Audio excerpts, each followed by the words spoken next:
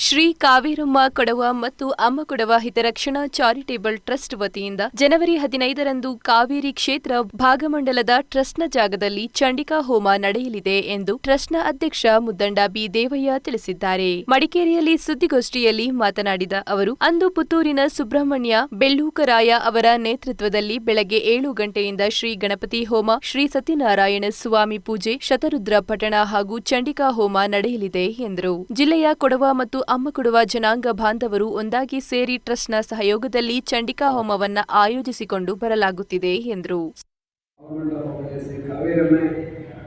ಕ್ಷೇತ್ರದಲ್ಲಿ ಲೋಕ ಕಲ್ಯಾಣ ಹಾಗೂ ಕೊಡುವರಿಗೆ ಅತಿ ಪುರಾತನ ಕಾಲದಲ್ಲಿ ಕಾವೇರಿ ನೀರಾಗಿ ಹರಿಯುವ ಸಂದರ್ಭದಲ್ಲಿ ಕೊಡವರಿಗೆ ಮತ್ತು ಅಮ್ಮ ಕೊಡವರಿಗೆ ಪ್ರದೇಶ ಮಹಾಂಬರೀಷ್ ಮತ್ತು ಕಾವೇರಮ್ಮೆ ಹೋಗುವ ಬಂದು ನಮ್ಮ ಮೇಲೆ ಬಹಳ